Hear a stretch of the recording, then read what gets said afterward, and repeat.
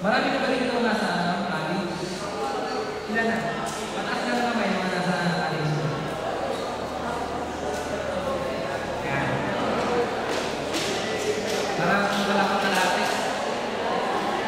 Sige. Alin?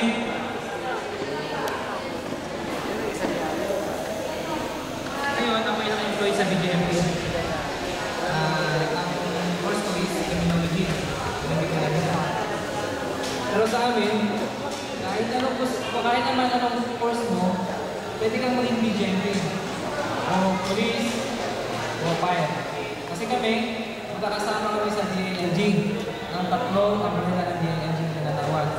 Ang BGMP, police, o PNP, and fire. Pagdating sa salary, pare-pares naman ang salary, pero magkakaiba lang kami ng nature ng trabaho. Pero sa Rango, halos pare-pares lang, nagkakaiba lang yan ng yung pulbisa. Katulad sa amin, JO1, JO2, walang mataas. Magsisimula lang sa J, kasi J Officer 1, J Officer 2. Pero ang police, ganun din. Police Officer 1, 2, 3, ganyan. Then ang fire department, ganun din. Magsisimula lang sila sa F. FO1, FO2, SFO1, ganyan. Pero parehas lang ng salary. Kung magkakaparehas kayo ng rango, parehas lang yun ng salary. Kaya, ang technique lang dyan, kung kayo naguguluhan sa course mo, sa gusto nyo maging course, isipin nyo muna kung ano ba yung gusto kong maging trabaho pagdating ng panahon. Huwag nyo muna isipin kung ano yung course. Isipin nyo muna kung ano gusto nyo maging trabaho. Saka nyo tugtungan ang course yung hilig nyo. Kung saan ba related na course o yung gusto nyo maging pagdating ng panahon. Pero para sa akin, kahit anong course ang kunin nyo eh. Kung halimbawa gusto nyo police, kahit anong course ang kunin nyo, yung pinakamadali para sa inyo. Kasi, ang qualification nyo sa amin, na kailangan degree holder ka o graduate ka ng any 4 years course. Plus, meron kayong eligibility. Ano ba yung eligibility na tinatawag? Yun yung board exam or civil service. Once na meron kayo yan, pwede kayo mag-apply sa government. Pero, mas magandang course, may board exam. Yun ang mas maganda. Kasi, pag may board exam, dalawang course yung pamilya. Dalawang course, dalawang exam. Kumbaga, halimbawa, tayo ay engineer. Kung hindi kayo pinahalan mag-exam, makapasa sa exam ng engineering, pwede kayo mag-take sa civil service para makapasok kayo sa government service. Kasi sa ngayon, sa pagdating sa company, mahirap ang trabaho. Kasi, paano kung bumagsak yung company na pinapasukan? Kahit pa gano'ng kalaking company na bumabagsak yun. Paano kung pinapasukan yung company bumagsak? Wala kayo ng trabaho.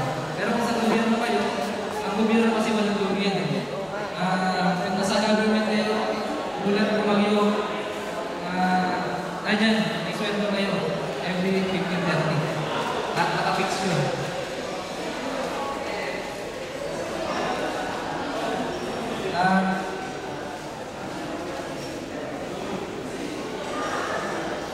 Hindi ko lang nakatito, pag-ibigay ko sa akin, ano yung basic qualification para makapasa sa pagkakit. At least, ngayon pa lang nagkataon na kayo ng goal. Gusto nyo maging engineer, may police or fire. Na alam nyo na kung ano yung dapat ng pagkakit. Pagdating sa pagkakit. Kaya kung halimbawa naman kayo ay medyo maliit, o mas maliit sa akin, na umari,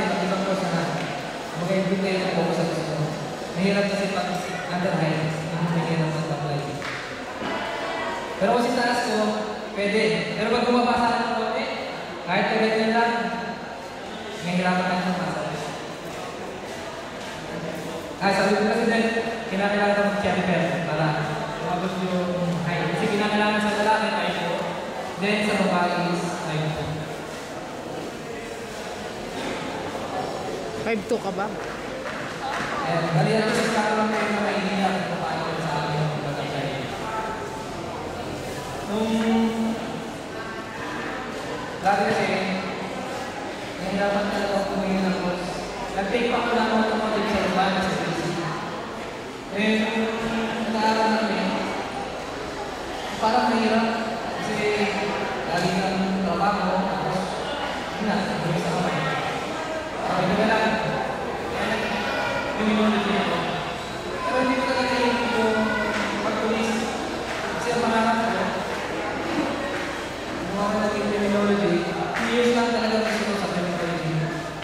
Kasi dati, tinatanggap ko yung at least 7 units pag mag-tulis ka. Kaya gusto ko lang 2 years sa criminology. Pero nung ako yung second year na, biglang nabago yung quality standard. Ginawa nila kinakilala yung criminology na. Kaya nung ako naliwin na ng second year, associate in criminology, isinili ko na sa Big-S. Kasi hindi na rin ako pwede mag-apply. Kasi associate lang ko siya. Sabi na, kinakilala na yung order. Kaya pinagpatuloy ko. Nag-aaral ako ng college hanggang 6 na taon nagkalahati. Pero bakit naging 6 na taon nagkalahati? Kasi nung nag-aaral ako, konti-konting news lang ang nilo ko. Kasi nagtatrabaho ako sa school. Nung ako pinasok si Jollibee. Kasi nag-aaral ko sa CES ko lang yung CES. Tapos niya ako wala ng CES, na CES pero disapprove. Kaya ginawa ko, subject lang. Tapos, nagtrabaho ako sa Jollibee, pero magtrabaho ko lang, 4 months. 4 months na doon. Then, after noon, natapos ang kontrata. Hindi ko pa natapos ang kontrata, nalagyan ako lang shopping. Tapos, tapos lahat ng pasko na yun na, magandang yonas, para lang magpatuloy yung mag-aaral ko. Pero nung mag-umpisa ng pag-aaral yan, ako gusto yung mga pasko. Tumingin muna ako. Kasi yung pag-aaral na siya sa pasko, bawa Jollibee, hindi nga pwede bumalik. Hindi nga pwede mag-apply. Maliban lang, kung yung nakinis company, tapos pupunta ka sa Jollibee franchise, pwede. Pero kung company ito naman, bawal yun. Kaya, napatigil ako sa pag-aaral nun. Nagtrabaho ako sa Cavite. Kaya lang, hindi naman talaga